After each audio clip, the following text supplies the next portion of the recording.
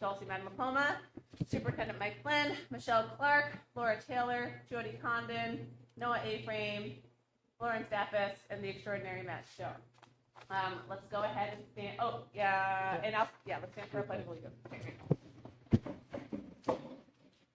I pledge allegiance to the flag of the United States of America and to the republic which stands one nation under God, indivisible, with liberty and justice for all.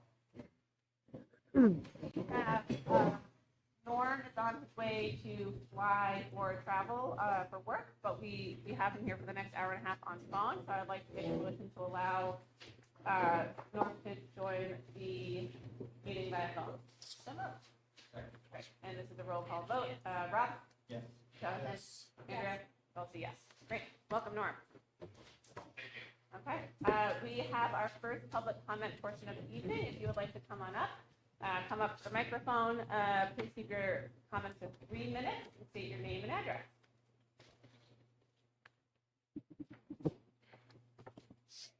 Okay. Next up, student representative comments. Lo and Noah, what have we got today? All right. So today we had in our SLED meeting, student-led ethical discussions, which I think came last year as a student highlight. We had an ethics lab, which is where we bring in a guest speaker, and they present to our club, and then we talk about what they presented and the ethical implications of it. And it was very relevant. It was very relevant. Huh. Do you remember the New Hampshire School Fairness Funding Project? We do. Funding fairness, same difference. They came in and presented to us today, and we were talking about how New Hampshire funds its schools, and is it ethical how they do it. And it was introduced by the school board when they came here, and there were a bunch of civic students, and they were like, "Oh, that was interesting." So then we kept talking to them, and then we brought them to SLED, and it was like 30 kids from all different grades, all learning about school funding. Amazing. We have civics here today. Well, We did. Yep. What was the overall sentiment of the kids and the way schools are funded in New Hampshire? They think it's unfair, as I think mostly agree with.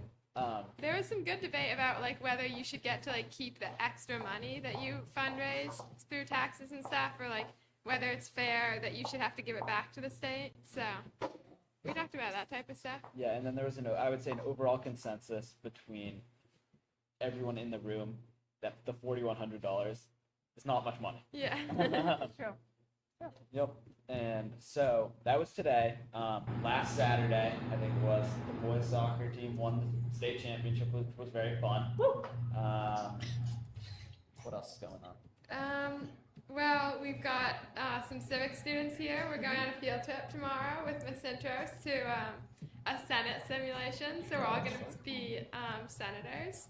So that's exciting. And we'll be debating AI regulation. Important topic.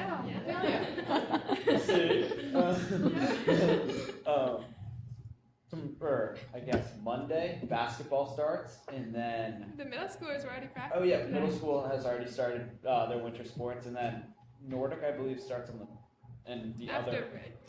I think it's on December 2nd. Yeah. And then this is your big update. We also have medal silverware at the high school now. One day we just came in and it was there, and it was like magical. And so now we're trying to make sure that it doesn't get thrown away and stuff like that. Great. And we also had a math meet last week, and we brought a record number of people there. We brought 20 kids from all different grades, and we had a very nice showing, second in our division. Amazing. And then also the Granite State Challenge team went to their qualifier on Saturday. And today we just heard that we made the TV show, so we will be there in January. Amazing. That's great. That's fantastic. Congratulations. That's the update. A lot of good has happened. These are great updates. Great A lot updates. of good has happened. Okay, cool. Any questions from the board? I have metal silverware at home flow, and I never throw it away. That is good. Same. Can be done. Same. Can be done. And have you already started your Nordic season with tuning? So I am not coaching Nordic this season, what? but I did You get a could little be now. update. There was a lot of yards that were raked They were. this weekend. They So were. They're kicking it off. Okay. Are there any other like fundraisers that you want the community to know about? For example, I feel The bad juniors are fundraising. is someone doing like a Poinsettias National and- Honor Society babysitting night? Oh. Yeah. On December 6th, there's gonna be the World Language Honor Society Yeah. babysitting fundraiser event, and there's like flyers and Susan Cobra and everything, and Great. it's like the Starry Weekend tonight, so you Yes. can send your kids there for To be watched while you go yeah get ready for for the a holiday suggested season. donation. Okay. Yeah. Yeah. $20 suggestion. And there's also a poinsettia fundraiser on the school district homepage, right? Yeah. Great. So And poinsettias- Reeves. Oh yeah, there's Reeves too. Great. And what I understand, the babysitting fundraiser proceeds will go to the new Michelle Cottonmore Memorial Fund for international travel. Amazing. Yeah. Too. Incredible. Okay. Any other board questions for student reps? Okay. Okay, thanks. We are on to board comments. Any comments from our school board members? Not I. Nothing specific for this. Me neither. Congratulations to the boys soccer team. I thought it was a great parade, obviously. So, and a great game. Cool. Yeah, one thing. Oh yeah. Hi, Norman. Yeah. Here, just welcome civics class. Kate Cintros is the best teacher ever. Congratulations to the soccer team, and thank you to all the Nordic students who have raked this weekend for our fundraiser. Flo did an amazing job raking, so thank you all to the students for helping with that. That's all. Thank you. Thanks, Norm. Okay, cool. Next up, we are on to current business. Do you want to introduce our student highlight night? So the coordination that Ms. Intros worked along here to bring everyone here, I'm gonna let Kate do all the talking. So without further ado, Kate, go ahead. Thank you. Yeah. Come on over. Good evening. I'm Kate Cintros. I teach social studies at Hopkinton High School, and I'm also the advisor to peer outreach. We're here to talk to you tonight about Go Baby Go, and I just want to turn it over to the person that we owe heartfelt thanks to bringing this to Hopkinton High School. Not only is he a Hopkinton grad, he's my son's best friend. One of his best friends graduated in 2019, Corey Grow. So Corey will talk about how we brought Go Baby Go to Hopkinton High School. Then we will hear from our peer outreach leaders and robotics, because we joined together with robotics. We are not able to make this so successful without their engineering skills. So Corey. Hi everyone, I'm Corey, graduated back in 2019. In the summer of 2018 I went to ASP, the Advanced Studies program at St. Paul's, and while there I was introduced to Will Bernald and Go Baby Go. We made 5 cars total that summer as part of the engineering program. That was just something we did with the program, and I just loved the opportunity to actually apply engineering and everything that I was learning in school to a real world application, especially something as great as Go Baby Go.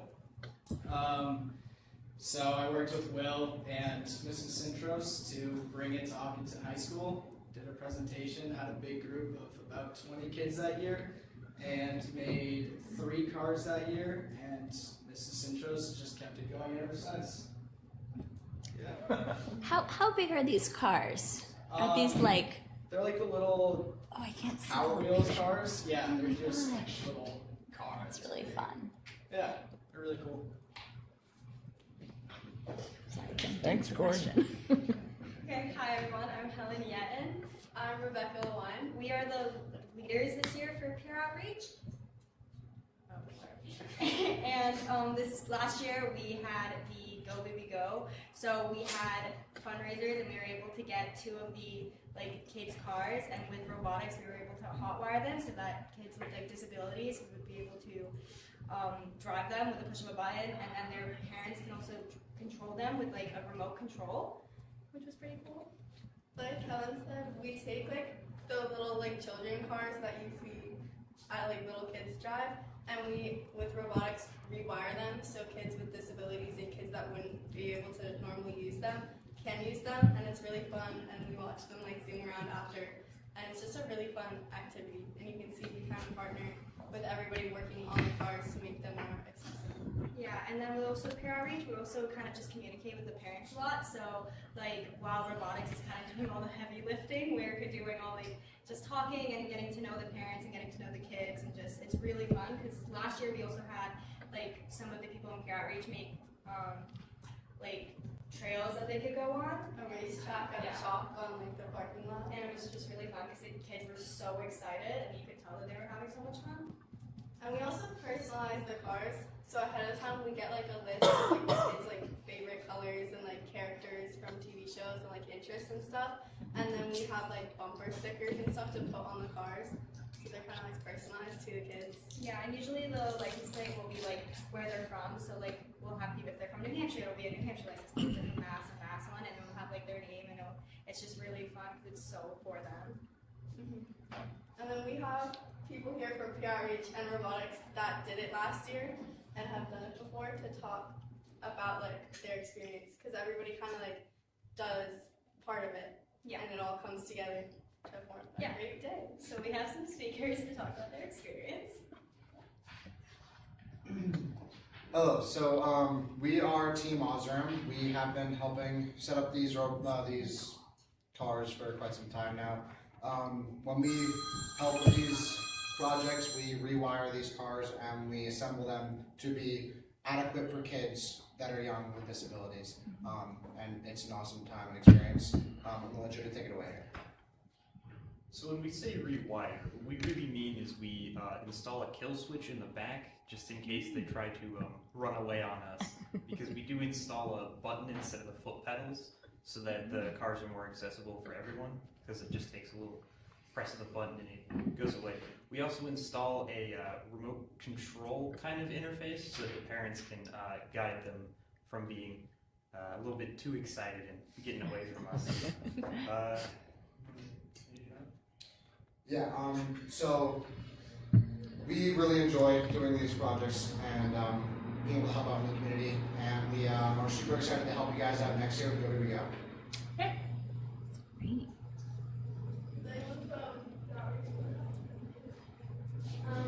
Hi, I'm Maddie, and one of my favorite parts of the experience is kind of being able to like interact with the kids also, because we didn't just like put them in the cars and watch them drive.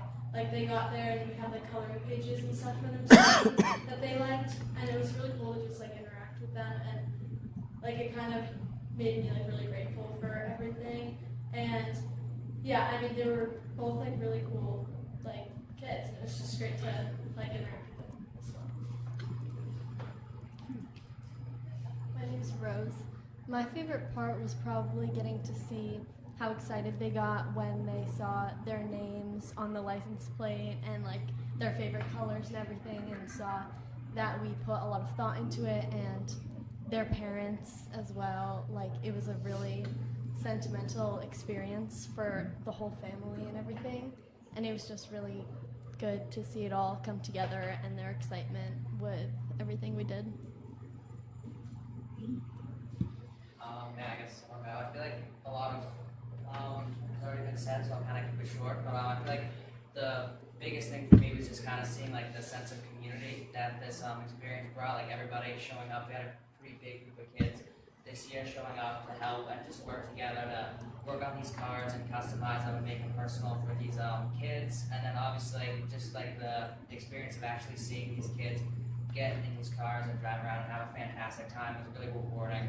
Just and like even seeing their parents' reactions to watching their kids having this amazing opportunity was really awesome, and it just like the sense of community was really inspiring to me.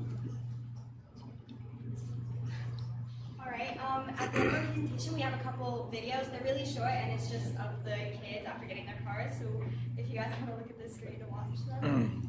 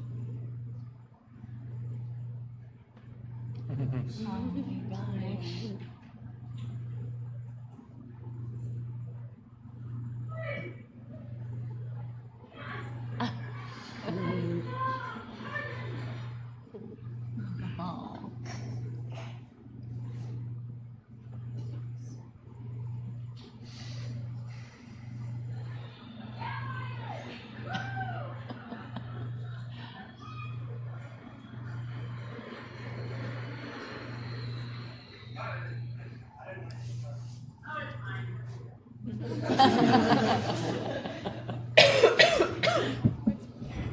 All right, and that's all. So thank you for listening. thank you.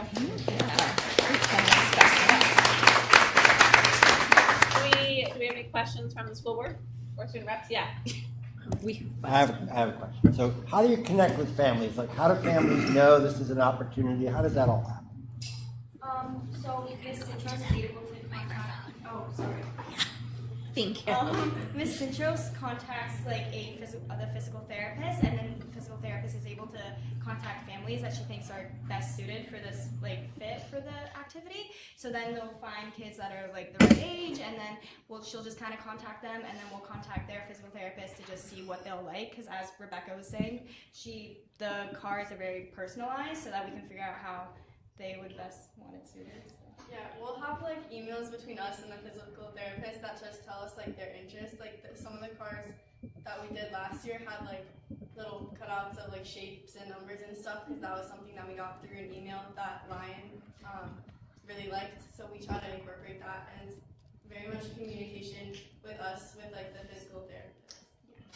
And how old, like generally speaking, like what's the age range that? Last year I believe they were around like 4 to like 6, so really young kids that can like just fit in the small cars. Because especially with like the added padding, they do have to be younger so that they fit in the car comfortably. Yeah. Any more questions? Miss Cintros' son's best friend? I missed the name, I'm sorry. Corey. Have you worked with other high schools?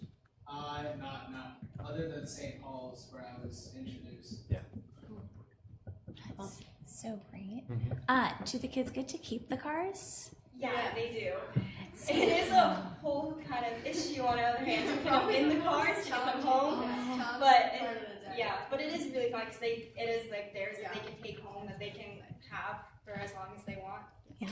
And it's cool because after like you see it's time for like the families to go home and like to pack up, and like the parents have their controller so they can't move the car, but then the kids are still like pressing the button because they don't want to go.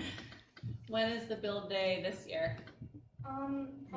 It will be May 17th. Oh, amazing. So that was how long does it take to fabricate? Just a day? Are you doing pre-work, prep work? Yeah. We usually set up the Thursday before we work on it, so that will include, I think 2 years ago, we had to do a little bit of assembly on the cars because they weren't quite ready, and then maybe like 30 minutes of wiring to get it all set up. Wow. That's a lot less than I would expect. They're pretty easy to jump, yeah. And But like take specialized robotic skills, yeah. Yeah, I couldn't do it. Yeah. Where's the funding coming from? Well, last year we already had funding from our freshman year. We're juniors this year. So this year we'll usually do like bake sales or, and we're able to just speak out to like other like businesses in town, because usually with a cause kind of like this, people are wanting to help, so they are willing to give a little more with these. So, yeah. How much is a car? I know I have so many questions. It's okay. About $300. Oh. $450. $450. Amazing. I just wanted to note, like, what a fantastic community collaboration this is. Both having a student or a graduate come and bring the program to Hopkinton. I mean, thank you for doing that. That is an amazing. Well, it's like bringing that real world experience and taking that next step to bring it here is not easy. And then continuing it through the classes and the combination of both peer outreach and robotics is it's a really cool and special thing. I hope you guys appreciate, like, it is really neat what you guys are doing as far as like a unique mobility option for these kids and just a community tool. So it is powerful. It's really cool. Yeah, it's very powerful. So thank you so much for sharing this with us. Great. Amazing. Thanks for being here, guys. Thank you, guys.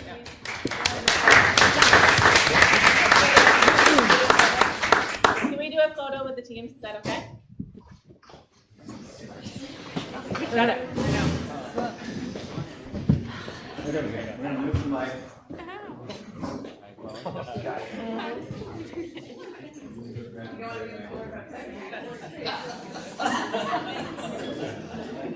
All right, guys.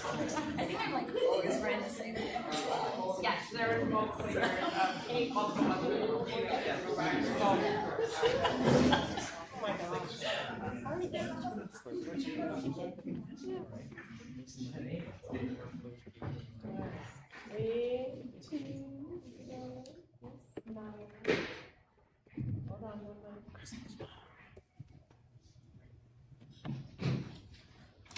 Okay, thanks guys. Thank you guys so much. Wow, that is really cool. It's amazing, isn't it? Yeah. I didn't really know what it was. What if people want to donate to that? That's what, so I want to use it. Yeah.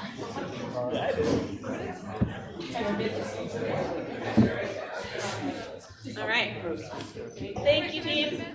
Thanks, guys. Okay. Wow. So cool. Okay, so that was marvelously uplifting. You want to leave? You can leave if you want. I mean, you're more than welcome to stay. It is the best to stay. Yeah, you can go. Yeah, but you can also go. Yeah. Thanks for having us. Yeah, thank you guys. Thank you. Really appreciate it. They're like, do we have to stay forever? Guys, no. Okay. So now, on a slightly different tack, we have a special education update. We got a letter from the Commissioner of Education, Frank Edelblut, on last November 12th. a week ago, on November 12th, and I wanted to actually read it into the record as part of the minutes of the school board meeting, and then have a discussion about it as a board. Sound good? Okay. Dear school leaders, I am writing to share some important information regarding the current special education aid funding, which I know will be of significance to all of you. There has been a steady increase in the number of students with individualized education programs and an increase in the cost of providing these IEP services, as illustrated in the attached analysis. As you might already be aware, as of October 1st, 2024, LEAs have sought reimbursements of $50,273,602 of special education aid eligible for reimbursement after the cap totals. The current appropriation for this crucial area of special education aid is $33,917,000, resulting in a proration of 67.5%. Although the total reimbursement expected to be paid by the state in January of 2025 is the same amount that was reimbursed to districts in 2024 and 2023, the proration rate is lower than in recent years. The proration amount in 2024 was 87%, and the proration amount in 2023 was 98.3%. We understand how this reduction in funding could impact your schools, your budgets, and ultimately the communities and students you serve. The gap between special education aid claims and the amount in the state budget to reimburse districts creates real challenges. We acknowledge the strain this places on your districts. Attached to this letter is a comprehensive analysis over the past 8 years of special education aid that looks at both the number of eligible students and the cost of services. For comparison, there were 765 students considered eligible for special education aid last year. That number has grown to 870, an increase of 12% in 1 year. This increase included the expansion, in compliance with federal law, of services to students inclusive of 21 years of age, which added 48 students in fiscal year 2024. In addition to a higher number of special education students, the special education cost per pupil for those individuals eligible for reimbursement after the cap increased 9.3% in that same time frame, rising from $127,841 to $139,694. Statewide special education spending, including state, federal, local, and other sources, increased from $843 million to $915 million over the same period. While these budgetary constraints are not the news we were hoping for, I want to assure you that we are acutely aware of the difficulties this may create, not only for your schools, but also for the taxpayers who contribute to supporting our educational system. We will work to provide guidance to districts that could be facing significant impacts because of this shortfall. In the meantime, I encourage you to consider this information as you make any necessary adjustments to your financial planning. Please do not hesitate to reach out if you have any questions, concerns, or suggestions on how we can work together to navigate this challenging situation. Thank you for your continued leadership and dedication to the students and families in your care. Sincerely, Frank Edelblut. So, copy of this is posted on Diligent Community under our meeting notes. I think there might be copies at the table. But I think what I want to talk about is the fact that effectively, the state is reducing its effective aid by close to 30%, by flatlining the amount that they're contributing to special education. And that is when needs are going up significantly and costs for providing special ed are also going up significantly. In all districts, this is really tough. In districts like Hopkinton, this is also extremely tough given our tax base. And so I just wanted to open it up to the board, talk through any of your thoughts about this. I think it's incredibly important that the town and our constituents and broader community understand what the state Department of Education and Commissioner Edelblut are doing, and the fact that they're effectively downshifting the responsibility for special education onto local communities and to local taxpayers in a way that will be felt acutely in this budget cycle. So with that, any thoughts? Yes, Rob. Hang on one sec. So can we differentiate this reduction from what we receive in adequacy? Like, are these separate meters? So this is not that piece, right? But this is the piece where particularly would be affecting students that we have outplacements for. Okay. So I think that's an important note. Like, so we're losing some money in that tier. And this is where, as a board member, it starts to get political, and I perhaps get a little angry because Commissioner Edelblut did an interview that came in the Concord Monitor. I'm assuming it was accurate, but he talked about the efficacy of the voucher program helping students with special education needs, but showed no data and essentially supported his view that it was effective by saying that he had, quote unquote, spoken to some parents. Not a survey of parents, not a measure of how student outcomes had changed. He had spoken to some parents. I think that if we all did our jobs by speaking to one or two parents or some parents, we don't even know, the bar is pretty low for a department that for years has been so data driven and put so many data demands on our schools in terms of testing and all the rest of it. There's like this massive divide about the rules that apply to public schools and the expectations, and then the rules that apply to these pet projects, and I'll call them pet projects, on the part of Commissioner Edelblut and vouchers. I'm not saying that the voucher program is a bad program. I'm not saying that at all. But if you're going to have it, that's fine. But don't, well, let me put it this way. Did the voucher program get reduced by 30%? I don't think it did. They actually bragged about it being an increase in the number of students who are going to be seeking those things.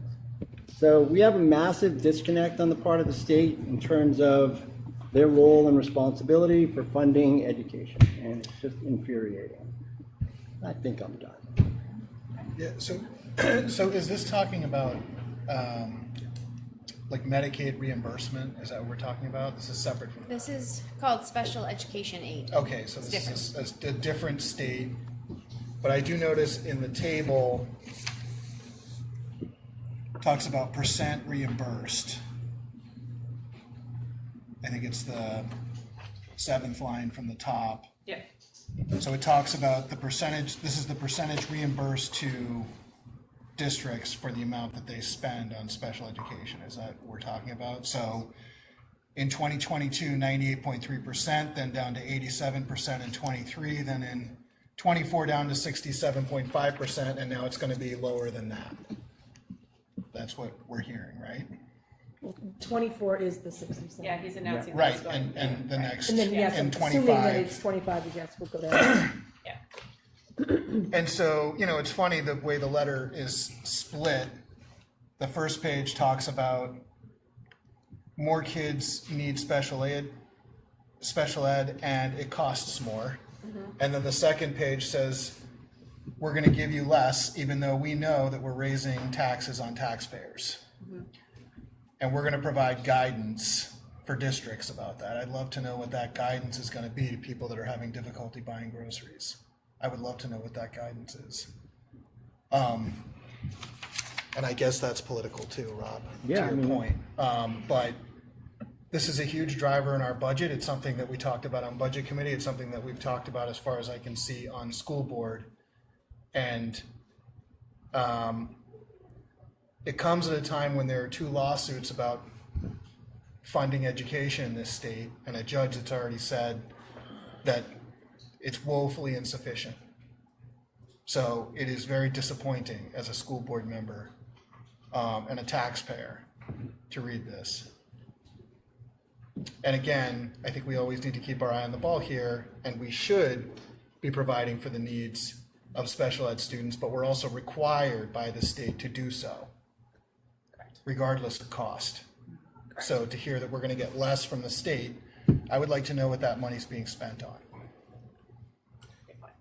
I also just want to flag that in the upcoming year, the state is going to lose tens of millions of dollars in revenue as it phases out the income and dividends tax, which really pulls money from folks who have invested, millions of dollars. So not, generally speaking, not folks, not kind of everyday folks in town. That the millions of dollars of reduction of revenue at the state will most certainly impact additional school funding. It will further decrease the amount of funding we get. Already as it is, our adequacy funding is simply based on the pot of money that they choose to split up every year. So I find the letter disappointing, frustrating. I don't think at a time when we are facing such significant budget challenges and we ourselves have seen the real increases of special education costs and need to essentially have, we're sorry, good luck. Yeah, I'm going to chime in real quick. Is that okay, Delcy? Yep, go ahead, Norm. Yeah, so I'm going to be really calm here, not going to overreact, but this is absolutely bull what the state is doing. They require us to meet the needs of the students, and our students deserve it. We should always meet their needs. I love our students. But during a cycle, especially this one, where we're seeing an uptick in special ed, the people who are passing these laws to meet the needs decide to defund us by 30% is unacceptable. And to whoever's in that room, you don't have to be elected to advocate to the state, writing a letter, emailing your elected officials saying, what the heck are you doing? Because yeah, it comes out of the taxpayer's pocket when it comes, to making this up in our taxes. But it's ridiculous what the state continues to do. And, it's something that, I wholeheartedly hope will change in the future. But being reduced by another 30% just puts more pressure on our taxpayers.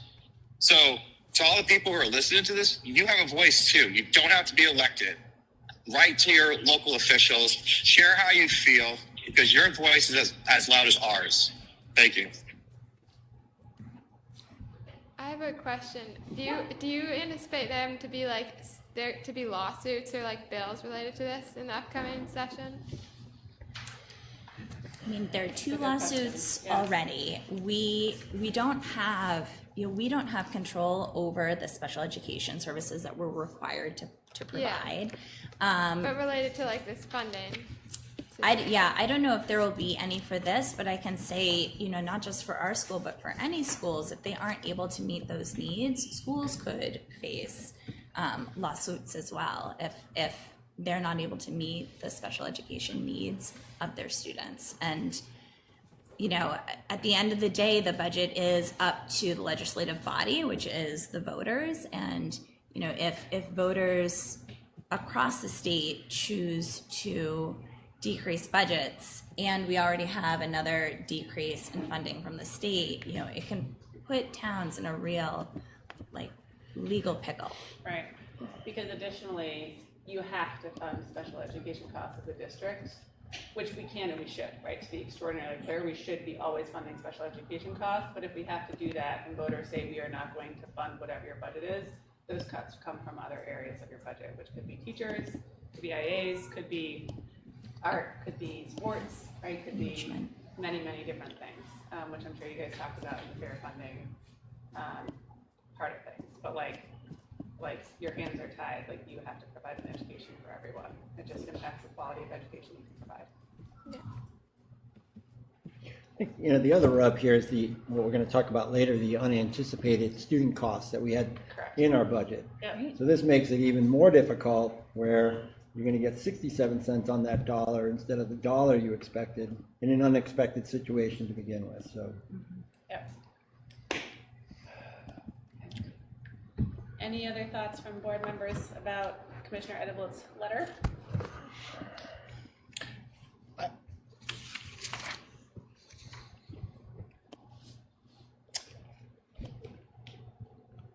You know, I think it's interesting that the letter was sent out after voting day. I think the timing of it was not accidental.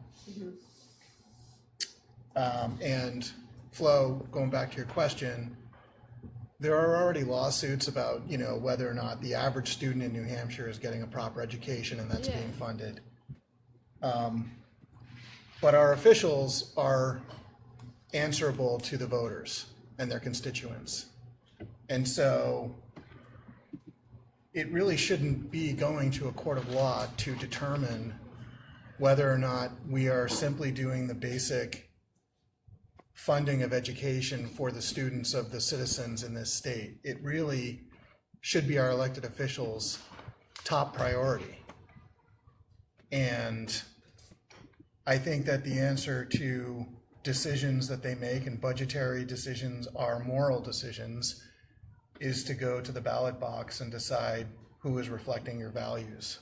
And I will say, I think that's a great point, because this is extraordinarily bleak coming from the state level. And I think the work that we're doing as a board, and we will continue to talk through this as we talk through the budget, is that we will be, I think, asking our voters here in Hopkinton, again, to think about what are our values as a community. I think that as a board, we think thoughtfully about the entire community. We are here on the school board because we are obviously trying to provide an excellent education to our students within the means of our taxpayers. But it puts all of the emphasis on each of our towns, whether we're Hopkinton or Franklin or Moulton Borough, to vote with our values and also our pocketbooks. And that's a huge choice when we see these costs are rocketing. Yeah. One last piece from at budget committee last week. There was a gentleman who came and spoke, and he's involved with budgeting at the state level. And I think everybody's aware the governor had given all of his department heads the marching orders to cut their budgets by 4%. And when they had their meeting last week, it was implied or indicated that they could probably expect to be find another 4%. So I don't think it's going to get better. Any other comments? No, I'm just glad we brought this because I think it is really important. Yes, I hope everyone knows it. It will be, it's part of the record in the diligent community minutes of this meeting. Okay. I'm going to say one more thing that I said at budget committee. You know, in the election cycle, you hear about the New Hampshire advantage, We have no income tax, we have no sales tax. The true New Hampshire advantage is that you get to pay all of your taxes through your property taxes. So let's, you know, when we compare ourselves to other places, we're paying all in on what we, even the state's portion, we pay through our own property taxes, and then they kindly give it back to us. So that is the advantage. That's what people continue to vote for year in and year out and take pledges to do. And I think when we go with our budget to school district meeting or to town meeting, if we're talking about the town budget, we need to remember that. This is a very bizarre system of taxation that we have in New Hampshire, where on the one hand we say this is a great advantage, and then boards, select boards take it on the chin because property taxes continue to go up. That's our advantage. No. Chelsea, if I may add something. Today I went to a workshop in Concord actually about special education laws and finance for business administrators. And interestingly, they brought up a little bit of data from the Department of Ed that in the last 5 years, although enrollment in total has gone down 6.3%, special education students that identify as special education has increased 5.3. And, you know, I'm sorry, and one more thing to throw out here, which is, you know, there was a lot of learning loss in 2020. Right. And no one experiences that more than special ed students. They have farther to travel to get back to what they have lost. So I think that that's additional context to consider this tax hike that the commissioner is announcing. Thank you. Okay. All right. Thank you, everyone. I really appreciate your input and commentary and reflection. Next up, we are talking about a van replacement. Yeah, so Rob brought this up briefly at the end of the last meeting that we had moved it forward to finance and he wanted to bring it to the board level for discussion. We brought the van up last budgeting cycle, meaning not this past October, but October 2023. We made a strategic plan to talk about moving to the vehicle trust, but I think some things have changed. In your inbox is the memo that I'm going to have Laura speak about and kind of discuss that her memo. Which, Yeah. Laura, go ahead. Thanks, Mike. So about a month ago, I received a message from Jim Rozicki, our facilities director, that there is a hole in the floor of our van, our Hawk van. It's in the driver's side, and it's underneath the pedals. And so he came and requested $1,500 to provide immediate repairs to the van, which we have in the CIP to replace next year currently. So we learned that it's going to be about, we believe, about $1,600 to get it past inspection in March of 2025.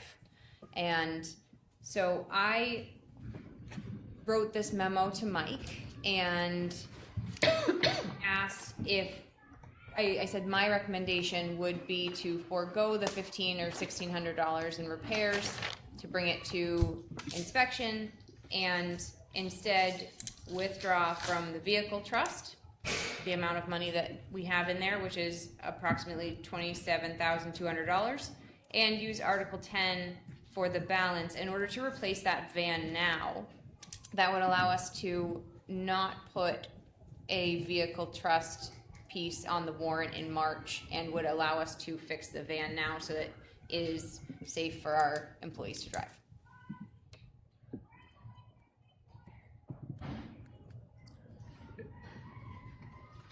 So go ahead. So two things. One, in there is the memo with a picture of the hole, as well as the request from Rob for historical context in regards to Article 10, going back from when it was originally adopted to when it was amended, and the discussion and so forth, so on. So now that's all we were doing is presenting, and then the board, you guys can go ahead for discussion or questions. Okay. Is that likely all it needs? Huh?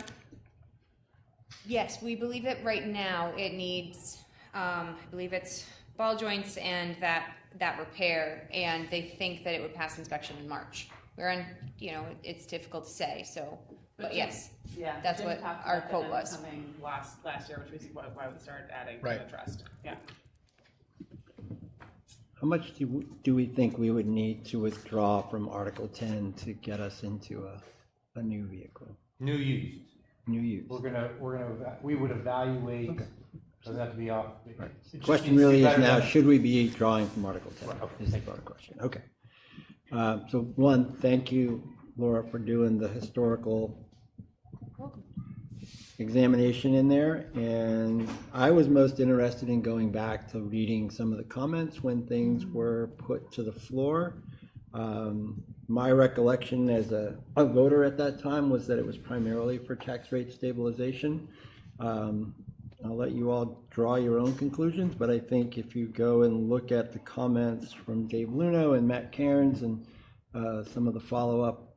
I think Steve Chamberlain is in there. There is a reference to contingencies and emergencies. My hope was just to make sure that we were being true to what we said to voters at that time. What are we gonna do?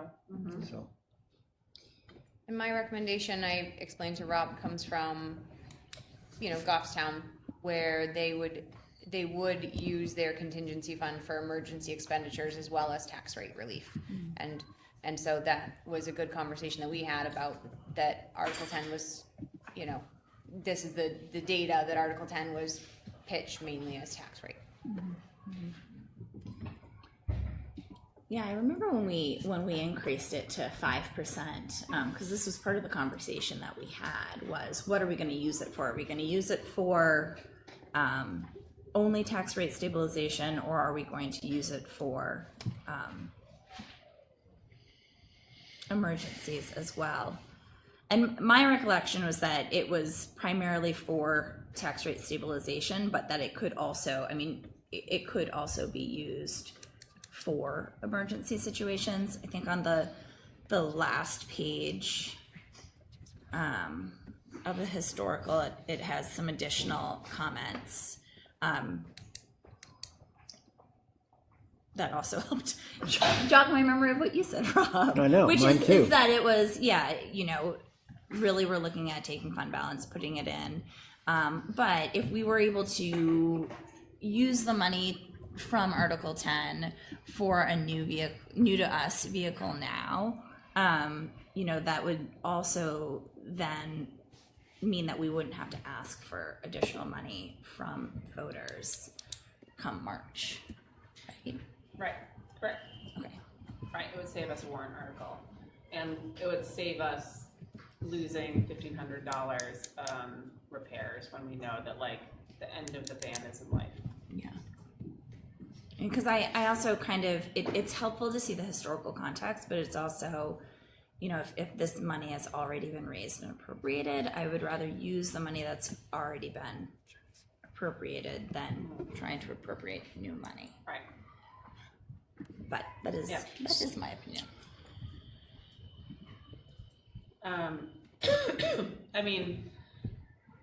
I think when Jim brought this up last year, we were really hoping we could string it with the Hawk Band for another year. I think the photos show that we are approaching a Flintstone level car, where we can use pedal power, but that might not be what is the best thing for our maintenance team. Do you think the students know? No, they don't. Oh, They have no. idea. No, great. You push with your feet. So I think, I think that if we're able to leverage if we're able to obviously draw down on the vehicle trust and then draw down on Article 10 and get the van replaced, I think this level of repairs are worth it. So, yeah.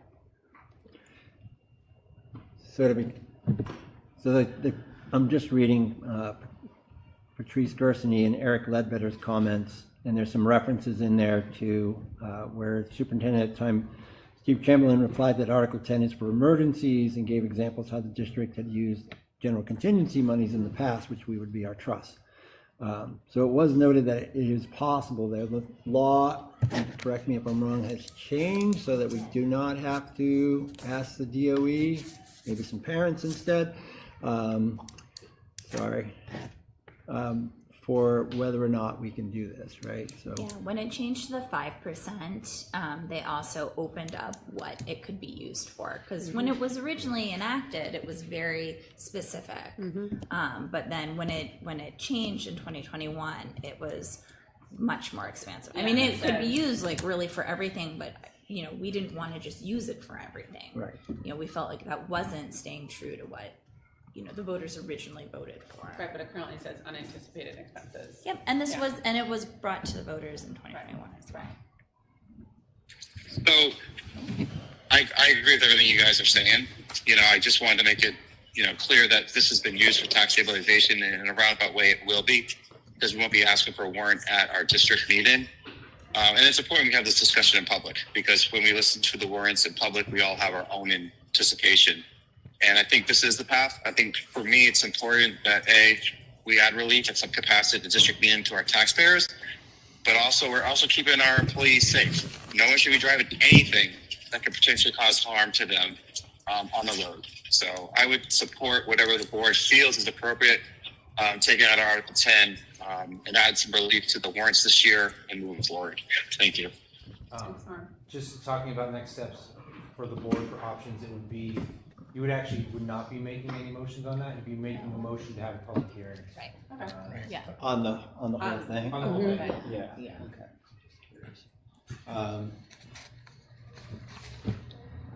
Yeah, maybe.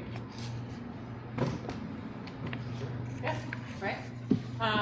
Any other questions from the board? The question is if we want to open for public comment on this particular issue before we motion on whether or not to put a public hearing. That's fine with me. Sure. Any public comment? If you would like to come up and comment on the replacement discussion, please state your name, address, and keep it to 3 minutes. Where's the memo? Yeah, you Sure, can slide you them. can move it over. Thanks, Lauren. You have the memo we're talking about with the pictures. I don't. Lauren Clement, 86 Maple Street. You guys did list the year of the van. I forget, I've heard that in the past, but that might be helpful in that discussion, what year the van is. I'm also curious, in New England, we do lose floorboards. Doesn't seem too scary to me on a van. Depending on what it's used for, I'm sure I guess I've heard what Jim utilizes it for, and it seems to get utilized a lot. But ball joints and new floor pan, if that makes it safe for $1,800, we have that in the funding. Move on, let the voters decide what they want to do. That doesn't seem like you're putting up an exorbitant amount of money to push the van to the front of the line with all these other expenses. So that's what I have to say.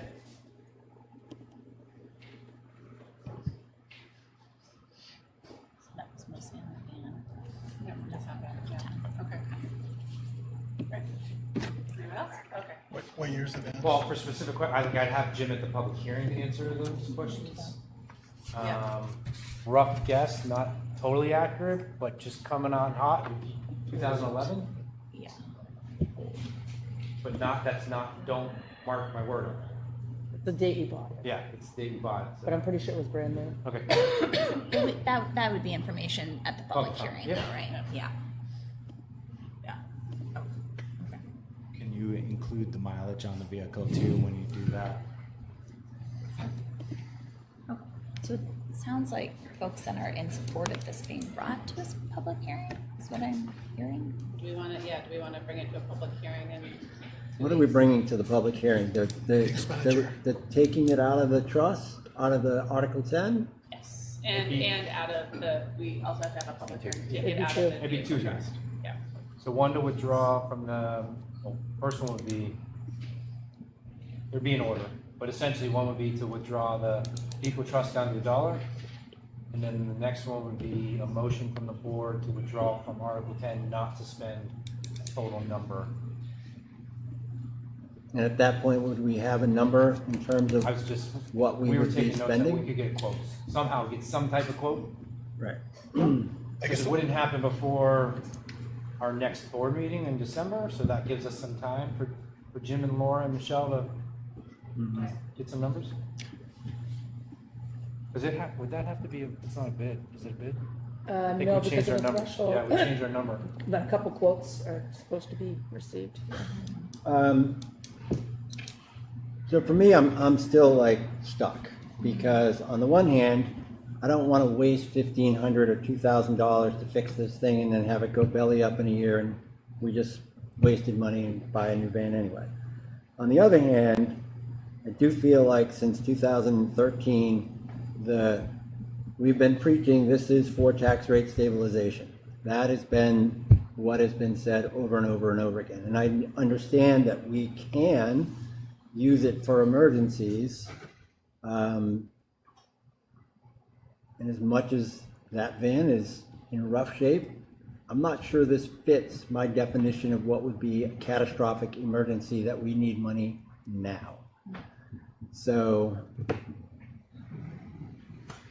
I think, I mean, I would love to hear more, and I don't even know how you do it, but this was at school district meeting, an up and down vote on a warrant article, and I don't feel comfortable because I don't think it's clear to me anyway what the intent of the legislative body was. I think the intent or their understanding was tax rate stabilization, primary purpose. Yeah, I don't feel good about it. As much as I want to just say, yes, let's spend the money because it makes sense in my head. If this was my own finances at home and I was going to move money from one account to another, even though I would do it.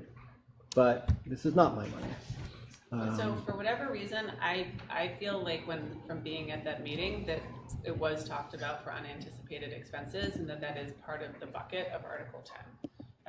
But I'm happy to go and, review the minutes and everything else. I think the other thing that I'm thinking about is obviously we're going into a winter season, which is just hard on cars. So you could either say run it literally into the ground over the course of this winter, start fresh next spring, or say that whatever we have, it's going to drop out and we're going to be in worse shape than we are and up against a wall without time to negotiate and look for the right used vehicle. So, yes. But I also am not entirely sure what's going to happen with cars in 2025 based off of incoming tariffs. So, sure. Right. I also, for whatever reason, I don't have the memo. Like I see the Article 10 document, but I don't see the memo. But would we be drawn? So the vehicle trust would be drawn down to $1 if we did this. Is that what I heard? Mm-hmm. So then, would we need to replenish the vehicle trust?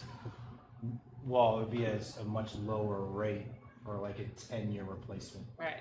It's like a couple thousand. So the anticipation, what we discussed last year in public was that we would put, I don't know the number, 25,000 as a warrant article. Mm-hmm. And then this year we would put 20 or 25,000, whatever that number is. So what would happen is this would offset that. I would make the recommendation to put no money forward for the vehicle trust this year, but then starting again next year, start to fill it. Can I just Sorry. Yeah. take a look at your thing? It's down, it's a few go to the pages, yeah. Yeah. This is where I access everything. So it's attached. I'm comfortable with moving okay. forward to the public hearing. I think either way, we're going to be getting more information. I think we can talk through it. I think this is a discussion where we're going to have to figure out what we're doing in terms of repair or purchase either way.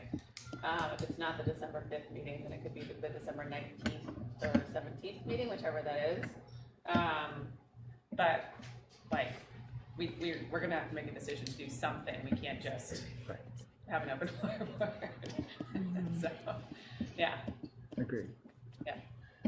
Is it the sense that people would have that if we were to have a public hearing, we would not only get feedback about withdrawing funds, but the efficacy of withdrawing funds from Article 10 for this purpose? I mean, I would think that most of the focus would be on that rather than the dollar amount.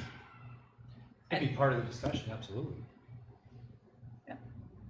But I think that the public, I don't know how you would word the public hearing notice for it, but I think that when would you schedule it for?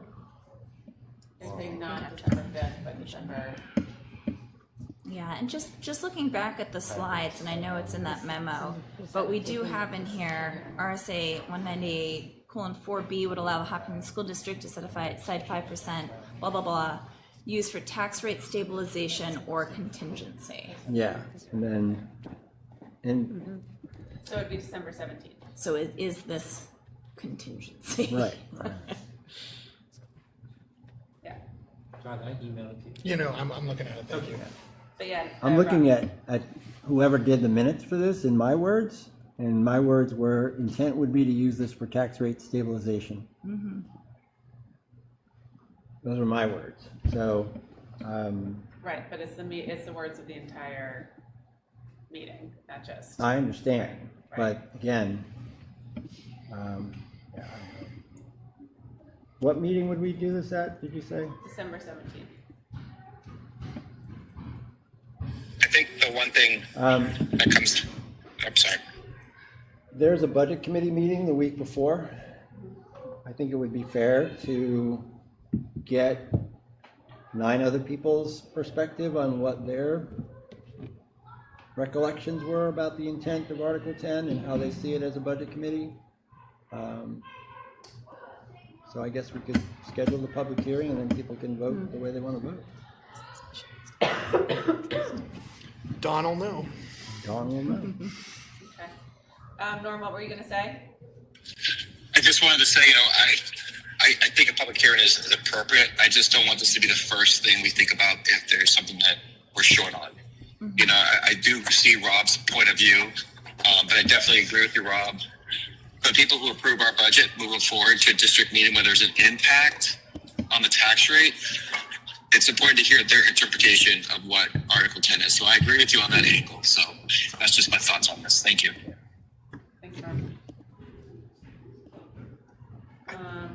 I can't remember, did we have a van replacement the last year's meeting? Was that? We had a warrant article to Was there a contribute warrant? to the vehicle trust, yes. And that was because voted down, wasn't it? No, it was. It wasn't. It was voted. It was Yeah, voted, okay. approved. I Yep. couldn't remember. Yeah, yep, it went through. But I think we were hoping to do like half and then half Right, again. right, So right. Okay. we missed that second half. Yeah.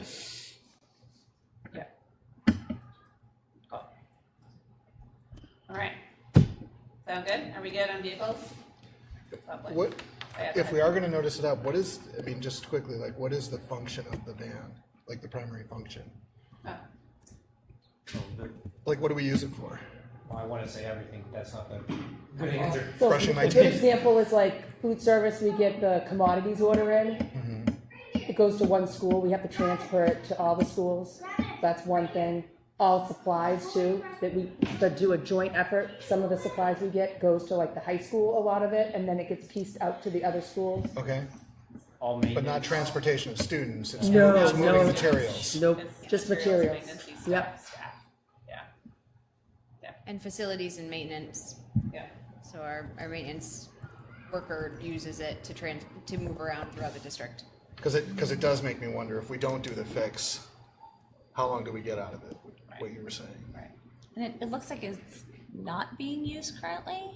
It is. It Yeah, is Yeah. being used Yeah. It's currently. out and about. Weak. Yep. Cautiously, Yes. Yeah. Carefully. Yeah. Not on rainy day. no, or snowy. Also, just for the record, my kids have seen the Flintstones. All right, so the direction from the board is we'll post that Great. for the second meeting in December. Great. Thank you. Thank you, everyone. Thank you. Okay. Next up, we are going to talk about the budget. How do we want? We have So some we materials. are at the point where we had told the board, I think last week, that as Laura was training in her new role, we were working on the personnel side. You will see in diligent the summary of the salary and benefits. I don't know if I want to kick this to Rob or Laura because of finance. You want to go with Laura? Okay. Laura, you want to just give an overview? Do you want to? Yeah. Sure. So we have 4 items on Diligent Community tonight, and we do have some hard copies over at the table for 3 of them. So I have created an overall, because the salaries and benefits are on a different summary sheet than what we consider operations or non-salary and benefits, I've created a proposed budget summary document for you to see that shows that right now the overall all-in variance that we're seeing is $882,721.35 proposed increase. That is 3.28% over our budget last year. We're able, this budget summary also then breaks down how that actually calculates out. So operations, yes, we've seen that we have $1 million increase in special ed, $185,000 in other operations. But we were able, through hiring practices, teacher turnover rate, and the removal of my position next year, to actually reduce salaries by $196,106.42, and then subsequent benefits are reduced by $112,514.03. So that brings the variance down to $882,721.15 for the general fund, and we're able to keep our other funds, which are food service, federal grants and other local grants and donations, those are all level this year. Thank you.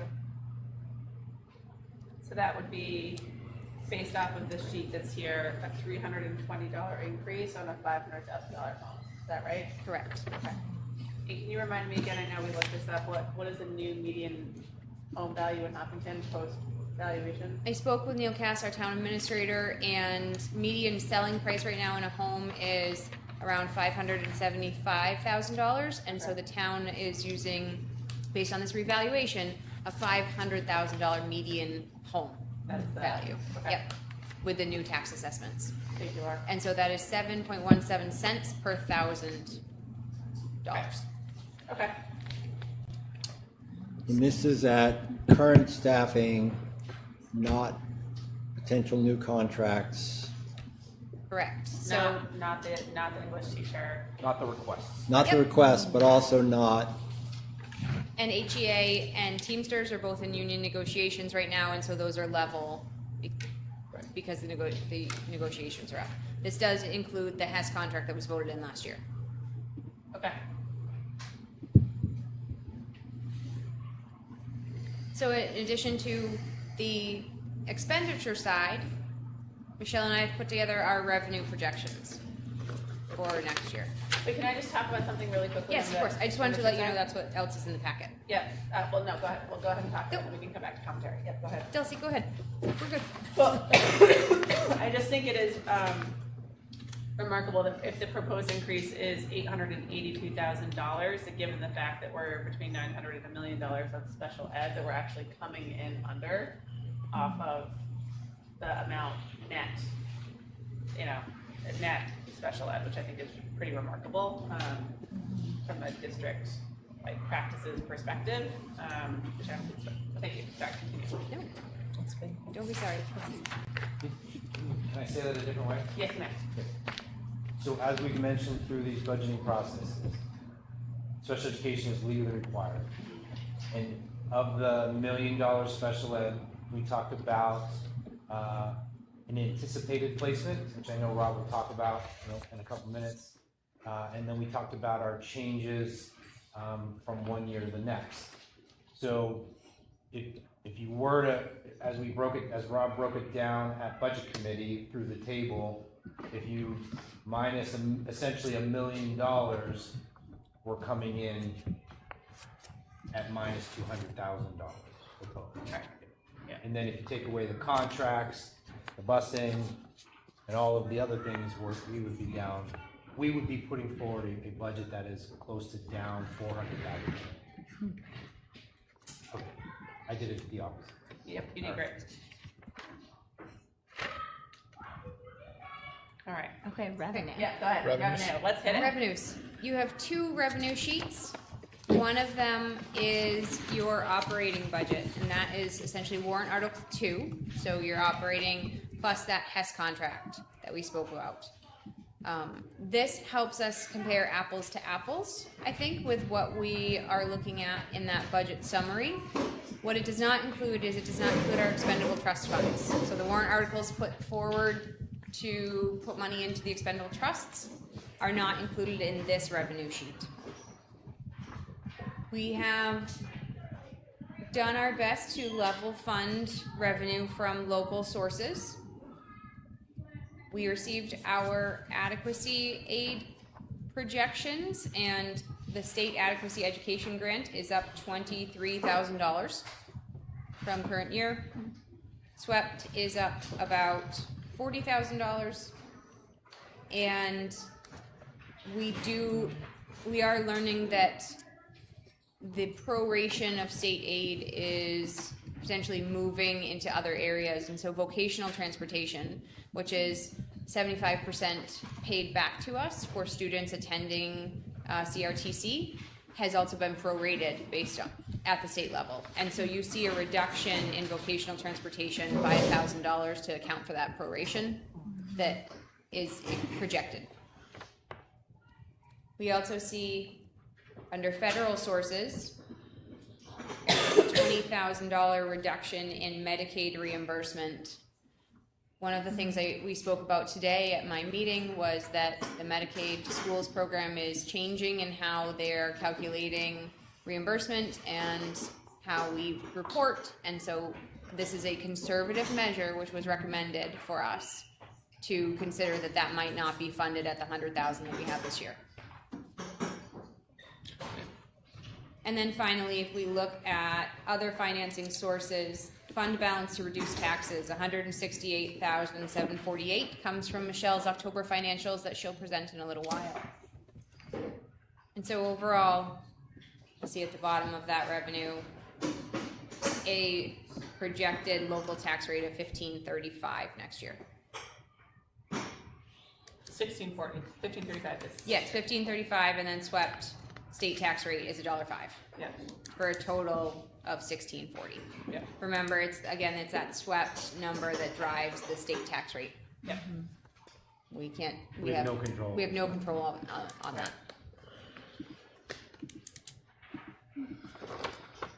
The second page includes your expendable trust funds. The only variance here that you'll see is in those other financing sources. So on the warrant article for the facilities expendable trust fund in March, the district put forward at a fund balance $200,000 to help offset the cost of that $350,000 warrant article. And so you'll see for 24-25, you see that transfer to expendable trust funds.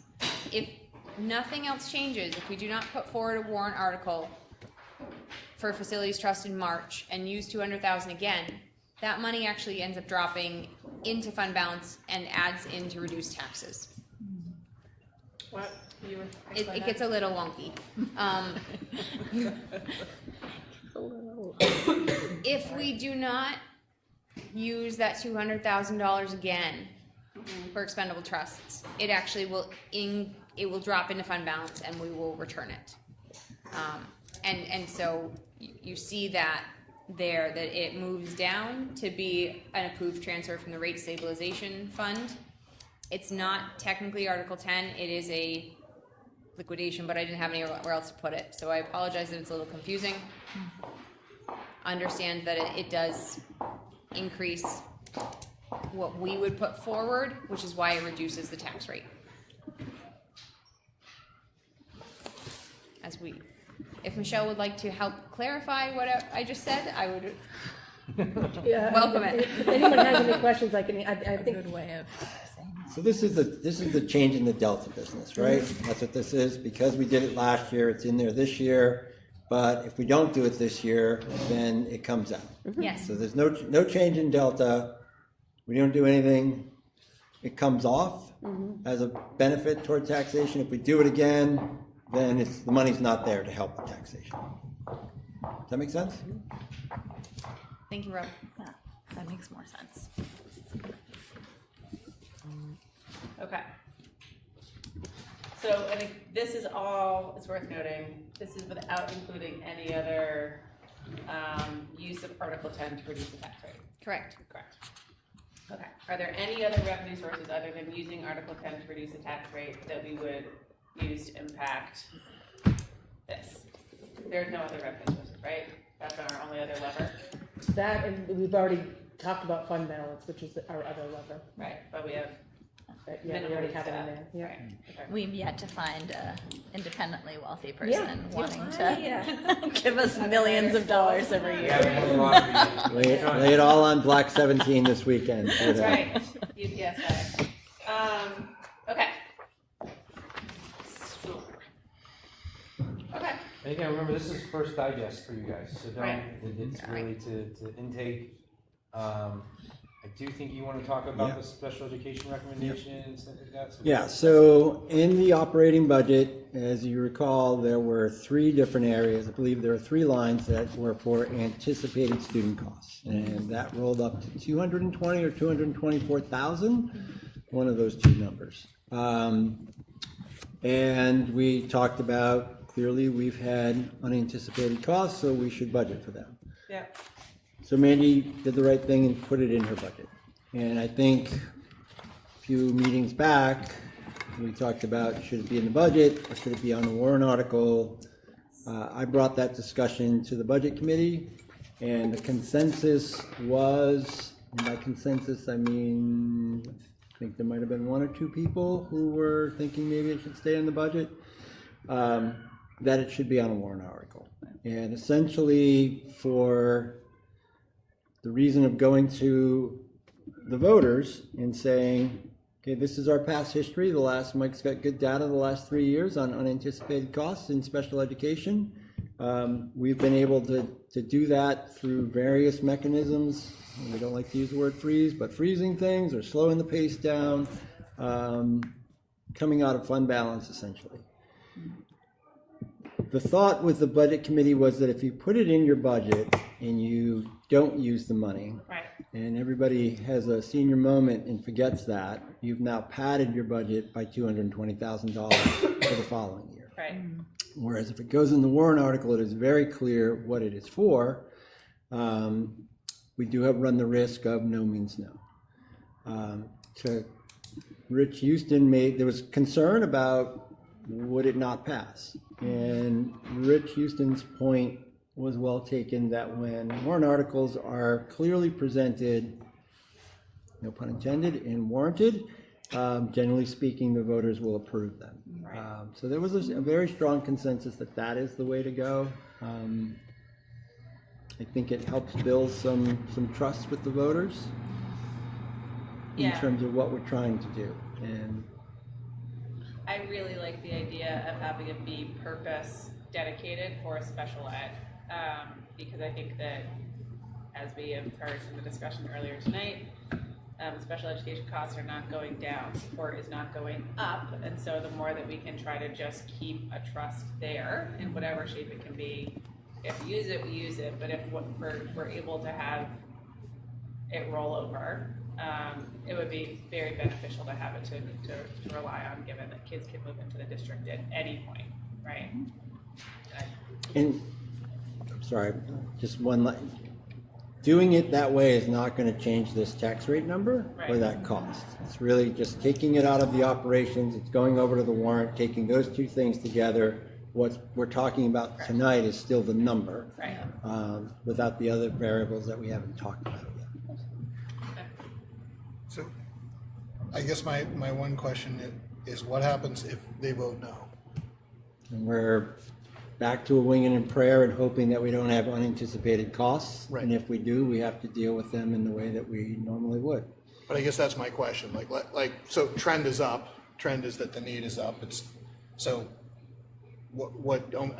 only for lack of experience, honestly, it's a legit, and one that might come up when we present, one we should certainly be able to answer, what happens if they vote no? And the need, somebody moves in, it's a whatever, it's an unanticipated cost that exceeds, so what do we do? What happens in that situation? We can't violate the law. Freeze the budget. Freeze the budget. And move all the money that would be spent elsewhere onto those services. And I think at one point, there's a document roaming around out there that shows the history of freezing budgets and going back, in some years that's as early as October. Yep. Yeah. Norm, do you want to say something? Yeah, just real quickly, I would support in a warrant so it's clear to the community. I totally understand that no means no, we have to think outside the box, but it also kind of shows people compare budget to budget, and people don't always remember what's put in the budget in the previous years. So some people might look at it as padded, but in my opinion, a warrant, to be really clear to the community, would be the way to go, to be really precise in the meeting, would be the best way to go in this, so people can't look at budget to budget saying, hey, they just took the extra 200,000 and just had a minimal increase year to year, or the data comparing year to year is what I'm trying to say. Can I just change the narrative that we're not padding it? We're not. This is all projected. So at no point are we deciding to I just want to get rid of that narrative. Right. Well, the whole purpose here is that if it isn't used, it rolls over for that Yeah. purpose. I mean, that's one of the benefits of putting it into the warrant. We put a lot of time and effort into I wasn't saying it was pattern, Mike. I was just saying that's what people are going to think. That's what people think. I know it's with good intent. Yes, I hear what you're saying. We are not saying that. There can be a perception out there, a false perception, as many false narratives there are in the universe these days, so, you have to deal with that. Can I point out a couple You could just of ask things the parents. about the macro budget, which I think is notable? So, because I had gone back through, and I think this is important to point out, because I had gone back through to look at the SAU budget, right? Because if you look at that one pager,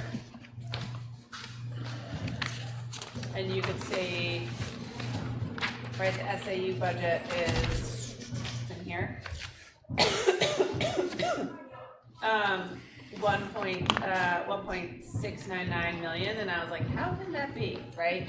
But it's a big chunk of it is actually from the bond and the principal and debt payment, and that goes into that byline, which I would love for people to just know that as you look at that particular chunk of the budget, there is a non-operation, like there's debt service that is paid in as part of that, which $577,000, is I believe. significant. So just for people to level set that, because I think it's important to clarify. Great, thanks, Ed. Do we want to talk about any other changes on top of that this evening, or no? The last piece that's on Diligent Community is your request for costing of the 4 staffing positions that were requested by our Actually, I got bad news. That's not in Diligent yet because that came in hot. It is. Refresh your screens. Oh, it is. She updated. Work like a ninja. Like a Diligent Community. Position cost.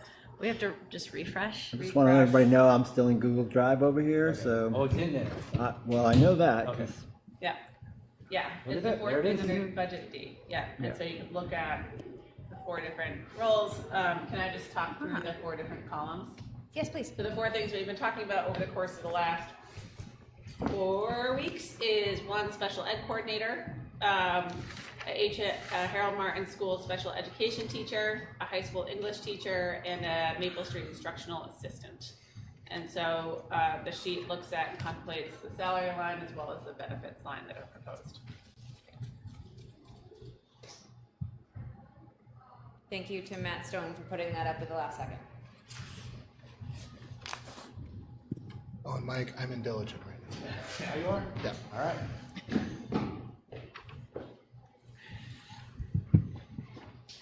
All right, so lots to think about.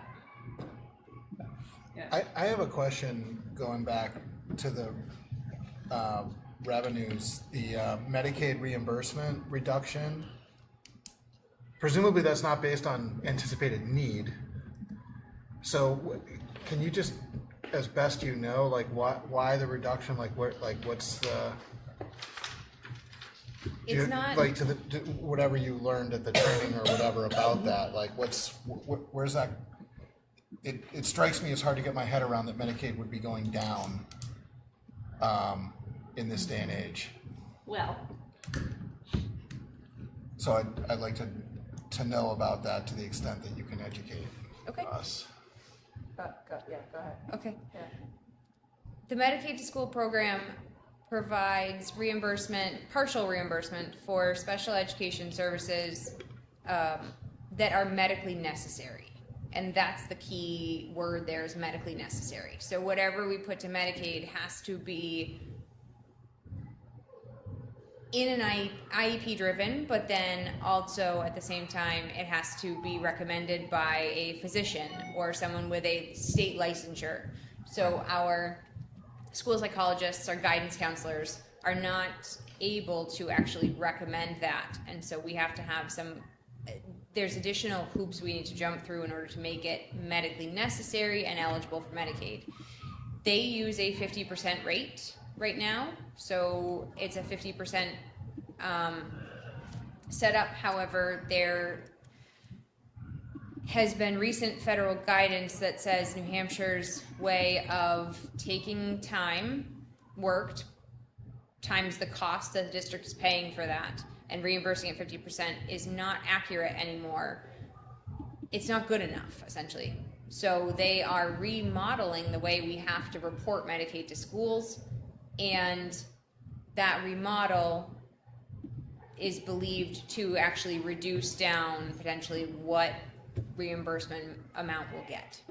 And that's because this, right now they're looking at actual time spent with the student for the medically necessary services.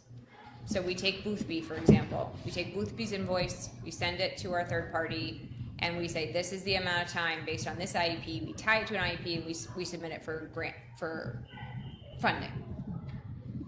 The change is going to say, instead of picking that snippet, the federal government wants to review the entire invoice from Boothby and say, is it really that Boothby is spending this 15 minutes for $25 for that 15 minutes? Or is Boothby spending an hour and it's $100, and yes, that's accurate, okay, we'll pay you. But if Boothby's spending, say, $75 an hour and we're saying it's 15 for 25 minutes, well, that's not accurate, and then they'll reduce it down. So with this program in place, there is a risk that we could lose more Medicaid funding. So we also need to find a physician that will sign off on every IEP service. yeah, thank you. So what I'm hearing is that there's an increase in the barrier for who would qualify, and then sort of a auditing trick to say that you're not spending as much time with the student as we would have allowed for before we made this change in how we're calculating our reimbursement. Like, you're spending less time helping this student. You're spending the same amount of time, but it could be that the hourly rate you're putting on that time. I'm talking about the compensation. Right. I'm cynically saying, yes, like that the calculation, the reduction is based on this sort of assumption that you're spending less time, which is that those are the two sort of things: the barrier, the medically necessary barrier, yep. And how you're calculating. And it's just interesting coming on the heels as we look at, well, what are our needs? A special ed coordinator and an instructional assistant, because there's more need. And so we're getting less compensation here. We're getting less compensation from Medicaid. But we know on the ground that the need is up. So thank you for helping me understand that a little better. And our commissioner also acknowledges that statewide the need is up. Right. So it's not just kind of as a board we're Yes. noticing this. Well, I'm sure guidance is coming. We're going to ask some parents. That was some of sarcasm, I believe. Yes. I'm trying. Yes. Just sincerity. Go ahead. Well.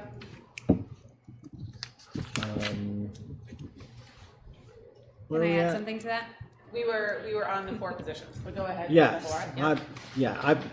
thank you. The one last thought about Medicaid, to give Rob a minute, is that they recommend against what they consider double dipping. So this special education aid only kicks in after 3.5 times the cost of what the state determines is a cost per pupil. After that, you can start requesting special education aid.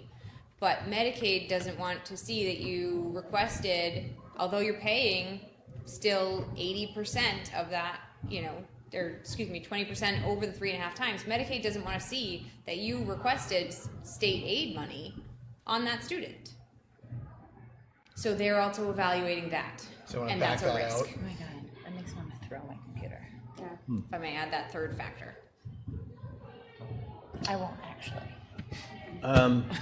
Okay, back to positions. We did talk about this a little bit at finance the other day, but I think I would ask that it'd be more appropriate if we sort of walk through each position, why we need it, what the role is, how this changes things, so that we can all sort of do a refresh on that.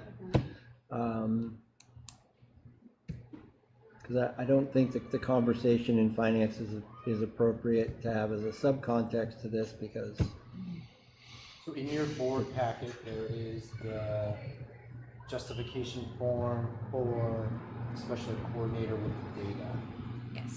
So that's for you to digest between now and the next meeting. other one, we have to, one with Chris, I need to talk to him about the form because we kind of changed it in the work session from ELA Social Studies Science to combine it to ELA, and then that offshoot will take care of Social Studies and Science.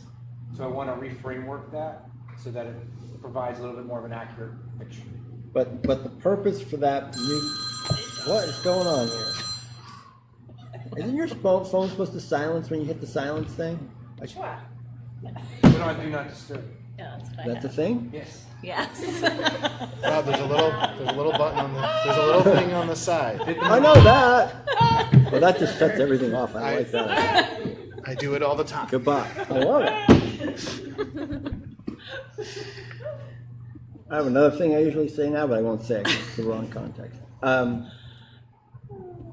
The purpose was we've got this bubble of an 8th grade class coming through. We're going to drive up class sizes. And Currently 99, anticipate probably 104. okay, so now it becomes a scheduling conundrum in the high school because unlike in the middle school, you have a little better chance of keeping your class sizes relatively equal across the 4. You could end up with 15 kids in an English class and 26 in another, just because of this scheduling. So this relieves a lot of pressure on that. There's already two extra 5ths in English this year? Yes. Correct. Mm-hmm.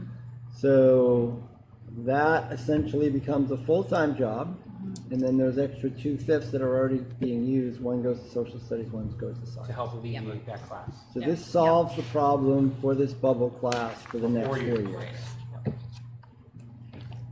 Yes. That is one that we did discuss at length in finance, and I think the recommendation was that's a good idea. Yes.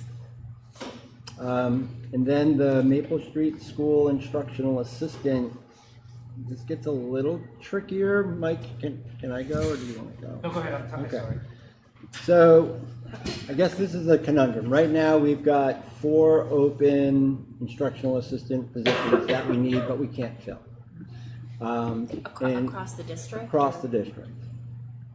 So to add in another instructional assistant position into the budget, when we already have 4 slots that we're not filling because, well, that haven't been filled because we can't find people, should we probably imperfectly assume that we're not going to be able to fill all these and advertise for this behavioral position if it's not already being, and slide it from somewhere else?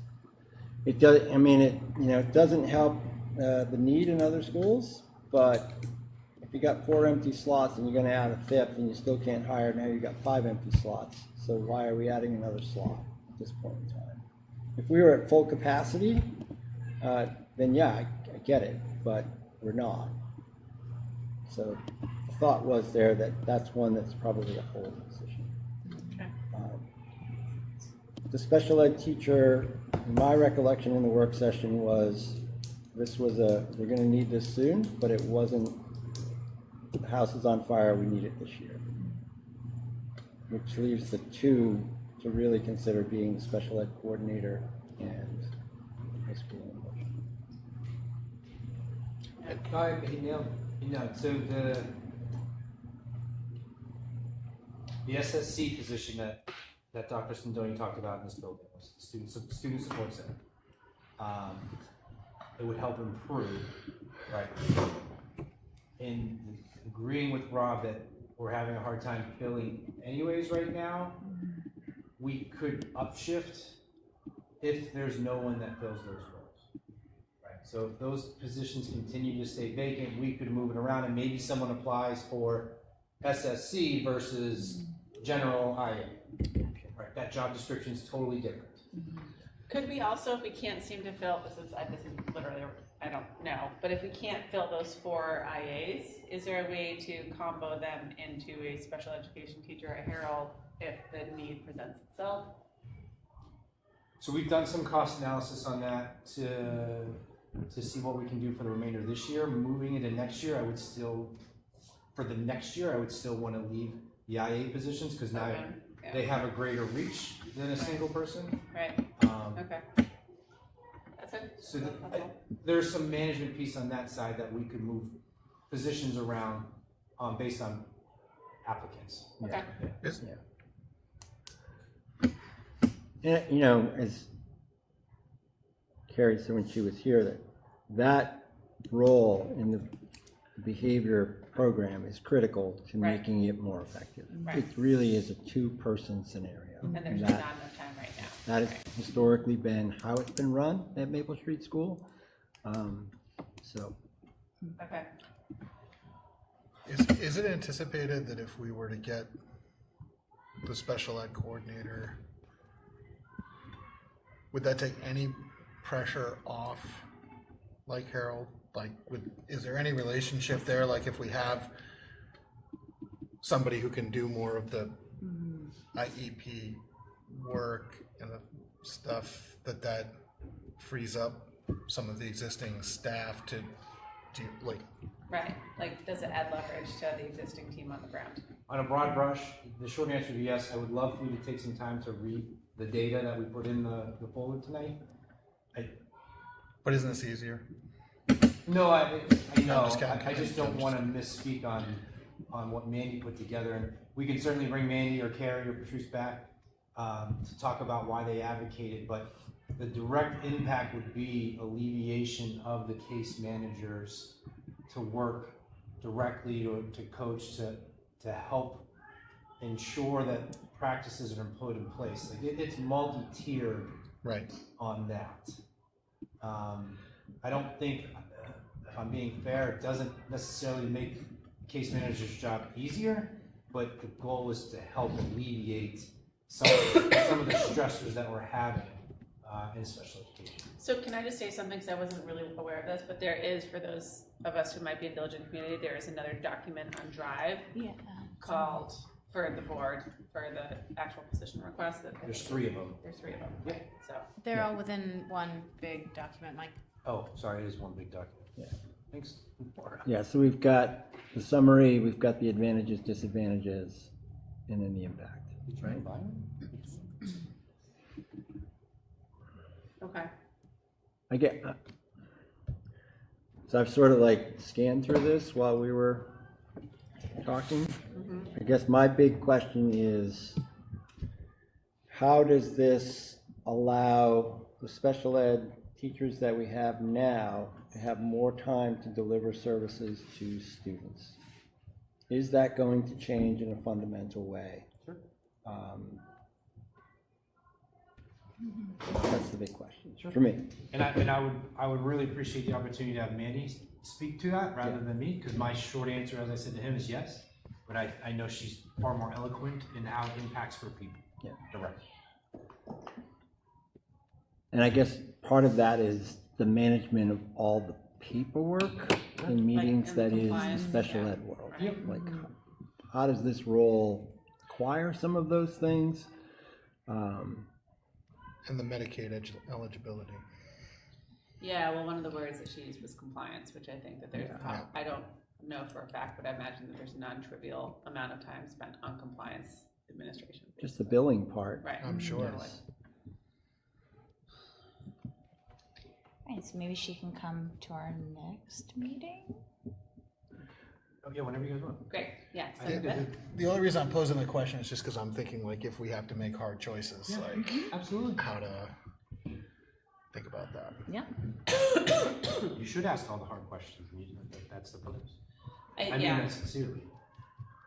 I think this might have only been something that I discussed with myself in my head, which could be a totally classic thing, but I think what could be also helpful for Mandy when she comes on December 5th, if she's able to join us, could be, like, I think that this is a really good document, but I think almost a relational document that is more like a org chart of what would this proposed person be pulling off of other people and potentially centralizing, and then what would those people with that increased leverage and bandwidth be ideally doing with their time, right?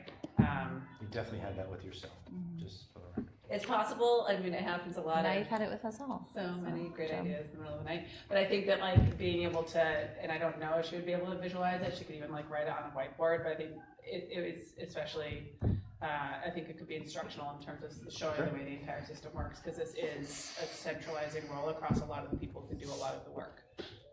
So, cool. Excuse me.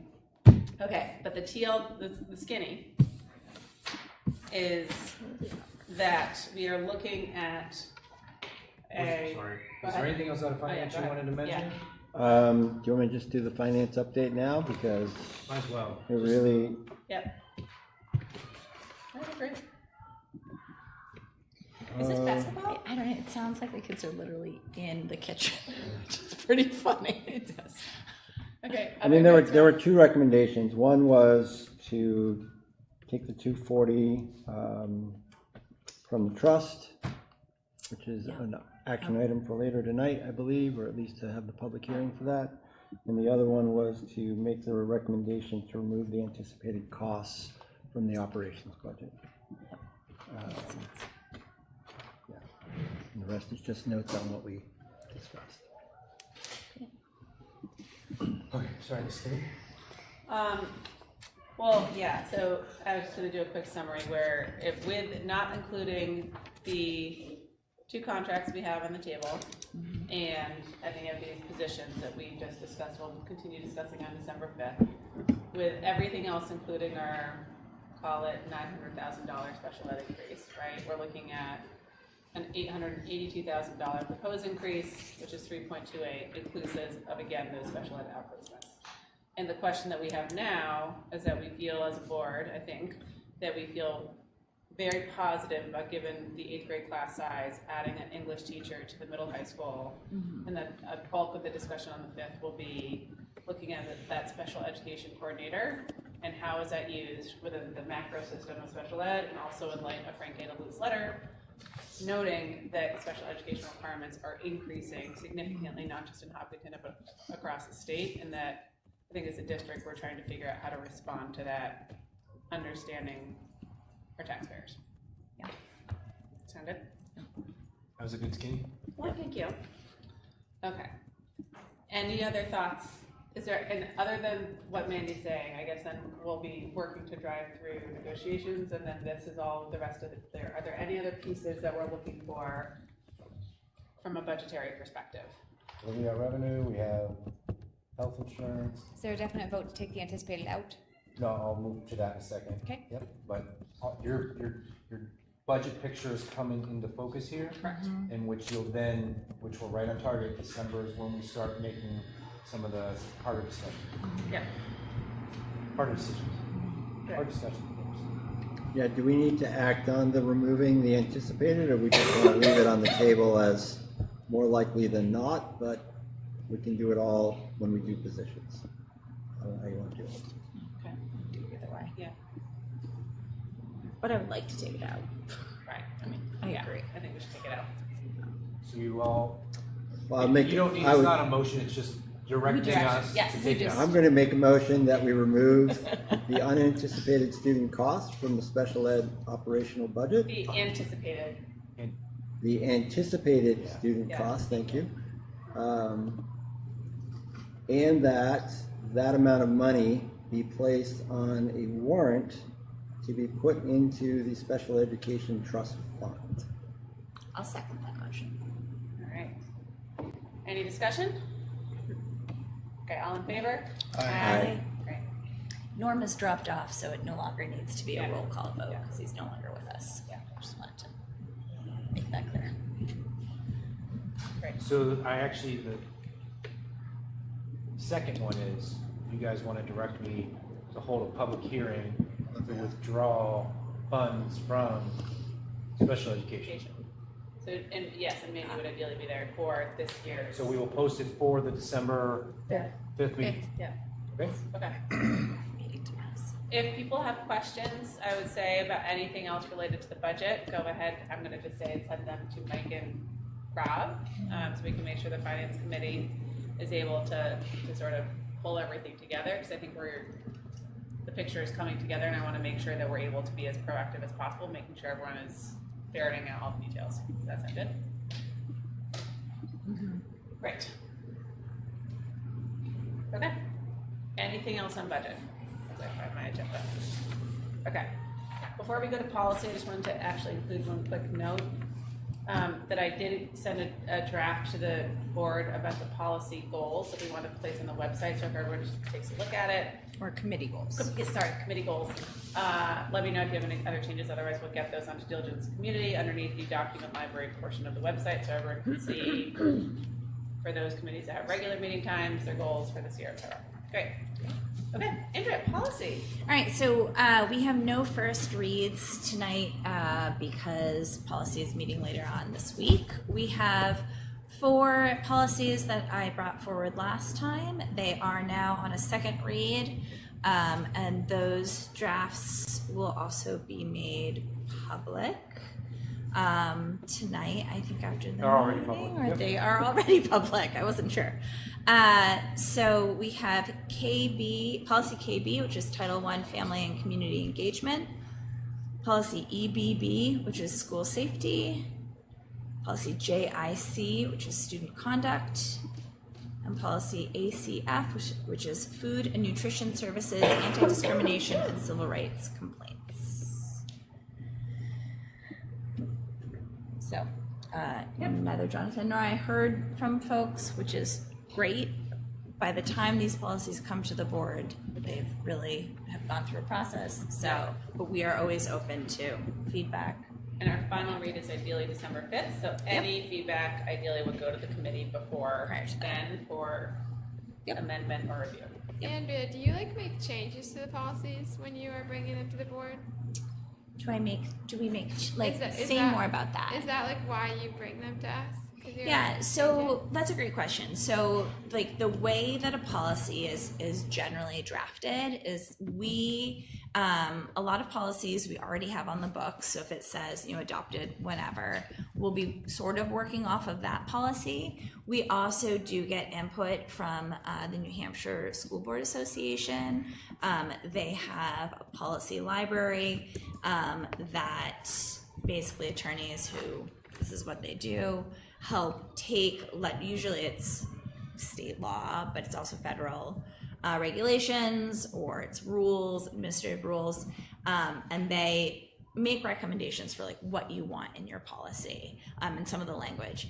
So then the policy is drafted, and in policy committee, what we do is talk through bits of the policy, read through the whole thing, and then sometimes there are portions that we want to really make sure that it makes sense for our school or our students, our community. Jonathan's been really helpful in helping to tighten up some of our policies, because whatever is in the policy is what governs the district. So we make those changes prior to, like, within the committee meeting, prior to bringing them here. But if people had, like, some glaring concern, it would then kind of go back to the policy committee. We would talk about it, make any changes or not, and then bring it back with like an explanation for why we've made those changes. And then all of our policies at the bottom have legal references, and so you can see exactly like the food and nutrition services, anti-discrimination, civil rights complaints. That is under the USDA law. So basically the law says like you have to have this policy and it says these things. So like that is pretty prescriptive. Other things like, it's one that we really like, student conduct. There are pieces of that, like lots of RSAs and New Hampshire code, but there are also pieces that we want to make sure, again, like fit for our students. Does that answer your question? Yeah. But to answer your question, like we will sit there and wordsmith and make edits and say maybe it should say this and not that. Yeah, that answers it. That's good. That is what we're sitting there and doing. It's thrilling. It's It's actually, I think it's very interesting. Yeah. Okay. Any comments about any of the 4 policies up for second read now? Great. All right. Thank you guys for putting those together. All right. We are now on to the consent agenda. Go ahead, Michael Flynn. Exciting news. No personnel report. Wow. So, amazing. But Michelle and Laura are going to do their tag team here, so we're Review approved financials. Who's going first?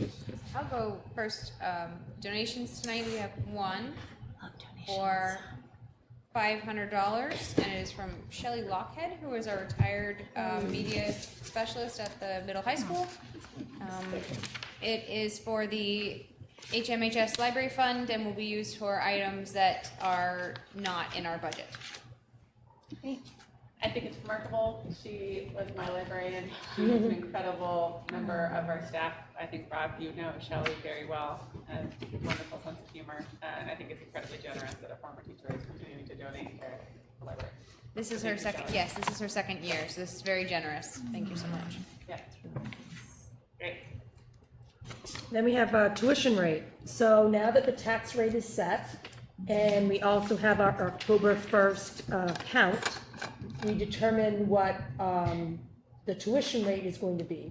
We do have some tuition students, and what we currently do is we use last year's rate until this new rate is set. So we're looking to make it kindergarten and elementary for full day, obviously, is $21,455.84, and secondary is $20,773.60, which, as you can see, is an increase of just under $1,500 for an elementary child and just under $2,300 for a secondary, which is 7 through 12 for those that might be listening in. I would ask for this to be a standalone motion outside of consent agenda. So I have discussion, I have questions. And this is for tuitioning in. Yes. You mean to motion that these be the rates? The new rates, yeah. So moved. Thank you. Second. All right. Any discussion? Great. Okay, all in favor? Aye. Any opposed? Thank you. Thank you. So the last item for the business department is the October 31st financial. Again, it's pretty early, being October 31st, but we have seen a growth in the anticipated fund balance. Part of that is a little bit because I felt that we were going to have a change with money potentially coming from the special ed trust, and just every month as we go along, these levers that I have in the anticipate additional expenditures line, they don't happen, so then I loosen it up. Just because it's so, again, we're talking about just being a couple months into the school year. So this will get cleaner as other years you've seen as the year goes on. But our anticipated fund balance at the end of this year, 168. Yep. Which is what is noted in the handout. Yes, it is. Right. Okay, great. So it's all tied together. Okay. Great. Lovely. So a couple of things from finance that were asked and answered. On the revenue side, you see there's a, let me get to that page, $57,000 for past year expenses. So, Michelle, that was a vocational grant money that came back to us, which was on the good side. On the negative side, as we talked about, our upside downness in special ed world, the grand total when you do all of the different categories that fit there is $568,000. So the removal from the special ed trust is more than warranted given what we're facing. Yeah.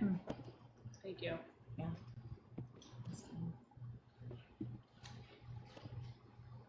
Okay. A lot of red. All right. Anything else on financials? Yeah, go ahead. Anything else financial? No, that's all. Any questions financial? No, thank you. Flo and Noah did an outstanding job at the update today, so they took a lot of, turned into Norm, he took a lot of my thunder. Good job. It's outstanding. I'd rather come from you guys anyways. I know we have been kind of budget focused here, which is well warranted at the board level. But I'm excited for a couple upcoming agenda items with Jake and the principals and directors to kind of talk about what we have going on with the work. So look forward to that over the next couple meetings. We won't see each other again until after Thanksgiving, so I hope you all enjoy your break, well deserved, and that's it. With that, I would ask that you accept the consent agenda as presented. So moved. Second. All those in favor? Aye. Any opposed? Any other committee updates? Policy, you guys are good. Tax and finance. CIP hasn't met. CIP hasn't met. EMC is meeting. CNA is meeting Thursday. EMC is meeting December 5th. Safety hasn't met. Anything else on the committee side? Do you want the budget committee update? Sure. Yeah. So the Reader's Digest version of what I spoke with them about was we went over the monthly financials. We went over our budget process and where we were, and kind of dialed them into our concerns about special education costs. I had X'd out the sped costs, and just on the operating, we were up 4.94%. But, sped was 65% of our increase there. We talked about the transferring to the special ed trust as a possibility, got some feedback on the warrant as we already talked about. Something that I haven't necessarily talked about here with the board, but Mike and I have chatted informally about, is this notion of how do we make special education less expensive, and just this whole regional concept. So I just shared that with them, that if there were school districts in the area and there was an economies of scale, that would probably be the path that's going to reduce not necessarily tuition, but certainly the transportation costs. Perhaps that's something that the State Department of Education will help schools explore a little bit more diligently. I don't know, but as I said to them as I was riding my bike past Magdalene College, I thought, wow, what a wonderful place for that facility to be, because it is empty and it is absolutely gorgeous and has everything you need. Talked about the healthcare increase being at 6% on the good news side, and the safety grants coming in at $230,000 so far from Mr. Rizicki's work. The other part that we kind of broke down the operating increases once you take special ed out. So once you take buses and the software subscription, the legal fees, property and liability, some ELA supplies, paving, you're down to like $30,000. There's not a lot of discretionary spending in there, which is all important to remember. We do live in an inflationary world. But overall, I thought the meeting went well. They asked a lot of good questions, and yeah, be back in December. Thank you. Great. Other questions? Just because I didn't look at the budget, is the town looking at warrants this year? Yep, so the town's, their budget only right now is 3.48% up. That's their projection at the moment. They're not quite done yet. Their overall increase projected with warrants is 17.1%. Because of roads. They're looking to bond the lagoons over at the transfer station to the tune of $4.5 million, some of which will be shared by Webster. Sewer cameras, $4.5 million. And the wastewater treatment plant over here on Maple Street also needs some work. Long-term, the Kentucky Village Precinct is looking at probably a $7 million or so bond for their water facility. And the Hopkinton Village Precinct wins the prize for low cost with replacing the roof on the old fire station to the tune of $8,000. Thank you. That's right. It happened yesterday. It was great. I saw it. Yeah, it was fantastic. Nice. It was good. I know. That's right. So there's a lot of need throughout the town. And then, as we said, the budget committee had talked about last year and was one of the concerns by some folks that they didn't have both information. So the budget committee at the end of last year talked about doing a summary of both the school and the town on one, but that would be available for both our meeting and the town meeting, so people had a broader picture of what they're facing. And we're voting to support. Yes. And voting to support. Correct. Okay. Thank you. Okay. Last note is we are doing a senior lunch, and invite went out for that at the end of January. So get excited. We have a pretty amazing set of, well, we'll see if we'll change up the money this year, but we won't do anything crazy. But it's one of my favorite times of the year, so it should be great. It's so fun. Okay. Last year. All right, we are on to our second public comment portion of the evening. If you would like to come up, go ahead, state your name, address, and keep it to 3 minutes. We'd love to hear from you.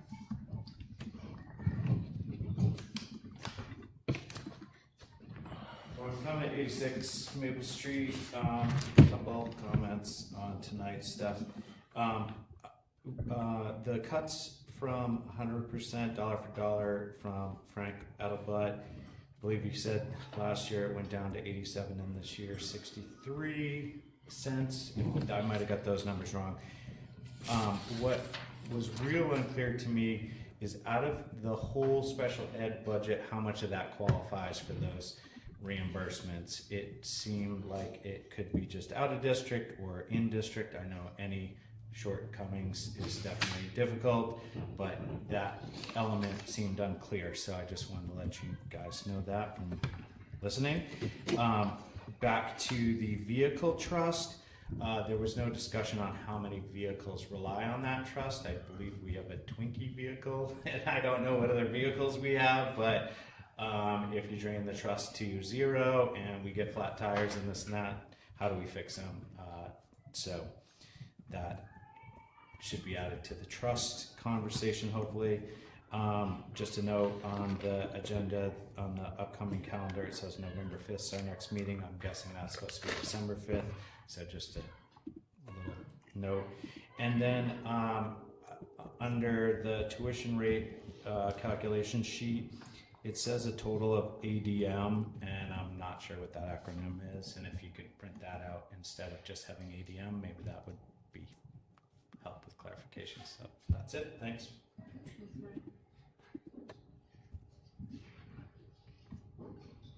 Okay. I think we are set. Any other business or business? Go for it. So we have put a ticket into Diligent Community in regards to the video link on cell phone devices. That is a them thing, that is not an us thing. So Matt is working with them to see how they can figure out the launch from Safari and or Google Chrome. In order to subset while we wait on Diligent to work on their software, we have put new links everywhere. Is that easy, Matt? Everywhere? Many places. Everywhere to access that will take you directly to our YouTube page in which you can then access the meeting. Another thing that I just want to discuss briefly is it's been kind of a discussion is our retirement gathering. So 2 years ago, we presented to the board that we wanted to institute an end of year retirement gathering for our teachers. It was accepted by the board and the budget committee. There was also comment that we serve shrimp cocktail, which we do not. Jody buys cupcakes from Sam's Club. She orders appetizers only at a minimal cost. We actually charge our employees to come to the retirement, so there's a part of revenue that we handle as well.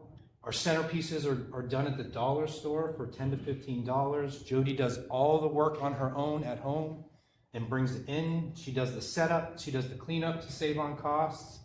Last year we had combined years of 212 years of service to the students of Hopkinton. For those 212 years, previously administration would donate a clock, Rob. That clock cost $225.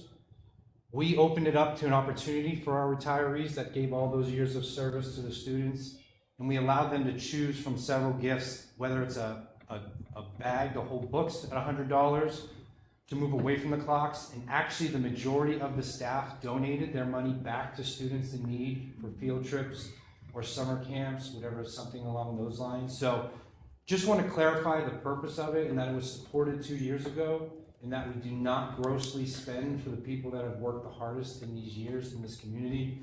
And I would still fully support, rather than getting together in a cafeteria or something along those lines, to have something nice and classy for everything they've done for our students. So just wanted to clarify some of this. And thank you to Jody for all the hard work that you do to put into that. Flo, what is ADM? Average daily membership. Correct. Very good. All right, and with that, I think we are, we are actually going into a non-meeting to discuss negotiations. It is not a meeting. We will not be coming back into any meeting, so we are going into a non-meeting. We're going to close this We're meeting. going to close this meeting, so we are adjourned. So funny that